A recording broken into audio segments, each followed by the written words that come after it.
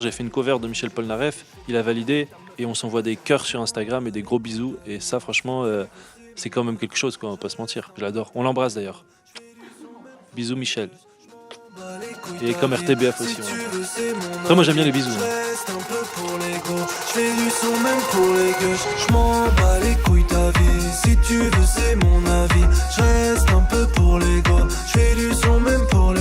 Qu'est-ce que je fais à Bruxelles? Eh ben, je viens passer du bon temps et manger des bonnes frites, tu connais. Allez, le cliché, ça commence bien. Non, je viens bosser avec un producteur qui s'appelle To Die For, que vous connaissez, producteur de chez vous. Et puis voilà, je passe du bon temps. Je profite un petit peu de la ville. J'ai la paye. Je veux les billets, je veux pas la fame. Alors je pensais qu'il y avait beaucoup de Michel dans l'environnement musical, tu vois, dans lequel on évolue.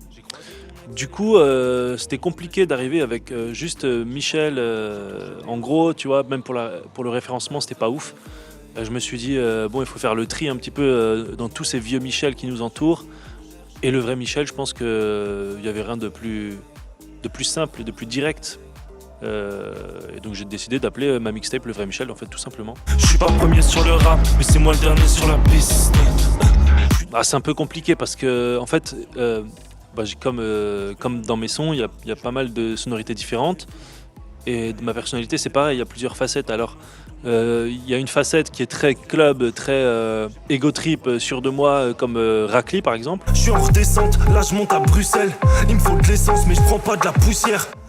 Et il y en a une autre, un petit peu plus fragile, tu vois, avec un petit peu moins de confiance. Et je vais dire Air Max peut-être. J'ai pas le courage, je suis trop lâche en amour. Tu m'as trahi 2 fois, alors nie que t'es mort. Donc c'est 2 morceaux très différents, mais c'est 2 facettes de ma personnalité, tu vois. Je vais pas m'étaler, là j'ai trop parlé, ouais c'est grave. Comme c'est mon projet, les artistes, je les ai plus invités dans mon élément, on va dire, avec des tracks qui sont plus deep house du coup.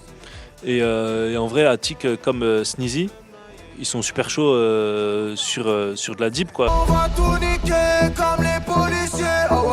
J'ai toujours eu de la compassion pour tous mes ennemis, même après le clash. C'est pas un exercice qui est hyper facile pour tous les rappeurs, parce qu'il y en a qui sont un peu loin de cette ambiance-là, mais pour le coup, ils ont cartonné le truc. Et Vladimir Cauchemar, lui, m'a proposé des prods. Il y avait celle-ci, donc avec toutes les flûtes qu'on connaît de Vladimir Cauchemar que j'ai trop kiffé. Et j'ai posé dessus en fait. Il m'a envoyé une prod, j'ai posé dessus pour celle de Vladimir Cauchemar. Est-ce que Michel Delpech t'a validé? Non. Michel Berger a validé? Non. Michel Simès? Non plus. Michel Drucker? Alors mon Michel préféré, c'est Michel Polnareff évidemment. Pourquoi? Déjà, symbiose capillaire, on va pas se mentir. On se comprend, je pense, tous les deux. Et puis également, il a carrément validé ma cover. J'ai fait une cover de Michel Polnareff. Il a validé. Et on s'envoie des cœurs sur Instagram et des gros bisous. Et ça, franchement, c'est quand même quelque chose, quoi, on va pas se mentir. C'est les vacances, je vais me mettre cher. Je l'adore. On l'embrasse d'ailleurs. Bisous Michel. Et comme RTBF aussi, on l'embrasse. Après, moi, j'aime bien les bisous. Hein. C'est un beau roman, c'est une belle histoire. Déjà, si je peux donner un conseil à toutes les personnes qui veulent faire de la musique et les jeunes gens, c'est bien simple, il faut coucher avec les producteurs. Non, c'est faux. Attends, je sors des vannes, mais j'assume pas. Donc, alors, si je peux te parler de mon parcours, assez classique pour commencer, j'ai ma mère qui m'a inscrit à l'école de musique quand j'avais 7 ou 8 ans. Donc, j'ai fait du solfège pendant quelques années. J'ai détesté ça, évidemment, comme tout le monde. Ensuite, j'ai fait de la guitare pendant quelques années aussi.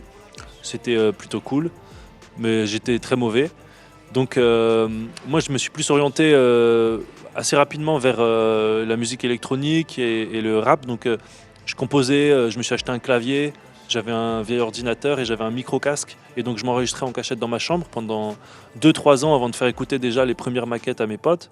Et j'ai fait une école de son du coup à Paris. Et puis j'ai rencontré des gens qui m'ont aidé à signer dans des majors et dans des labels. Et en fait j'ai toujours fait de la musique, quoi, depuis toujours. C'est comme le foot par exemple, je suis fan de foot. J'ai toujours fait du foot depuis que je suis enfant. Mais la musique c'est pareil, quoi. C'est une passion qui m'a accompagné durant toute mon adolescence, enfance et aujourd'hui du coup encore. Je fais un aveu pour vous, Tarmac, je préfère le foot à la musique carrément. Ouah les gars, embauchez-le dans vos clubs. Hein.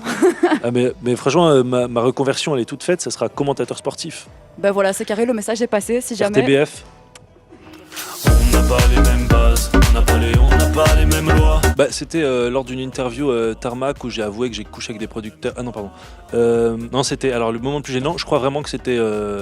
C'est pas tant gênant, mais. Ah si, pardon. Alors. En fait. Ah putain, le gros con. En fait, ma première scène, ma toute première de ma vie, tu vois, c'était il y a pas longtemps, hein, c'était il y a genre 6 mois. Et je monte sur scène et le micro, tu sais, c'était un micro filaire. Et en fait, il se bloque. Donc moi, tu sais, normalement, j'arrive sur scène et je chante et j'arrive en même temps. Et donc je suis au milieu de la scène et là, le micro se bloque derrière un truc là et impossible d'avancer. Donc je suis là, j'attends et tout, et des techniciens qui arrivent. Donc déjà, j'arrive, rentrée ratée. Et quand je sors, tu sais, je fais le mec et tout. Ah, merci à tous, machin, trop bien et tout. Et là, je me retourne et en fait, il y avait un genre de gros truc de décor derrière moi. Et je me prends le truc et je tombe à moitié et genre 2 fois d'affilée. Genre, je me relève et je retombe encore. Enfin, horrible, tu vois. Il faisait tout noir, j'ai mes lunettes noires, je voyais rien. Ouais, c'était la misère. D'ailleurs, on embrasse tous les gens qui étaient à ce concert.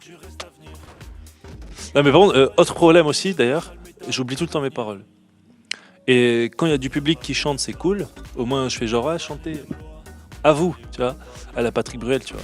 Sauf que quand il n'y a pas de public devant, comme là, quand je fais des concerts en ce moment, c'est devant des publics de pros assis. Et bah, du coup, juste, j'oublie mes paroles.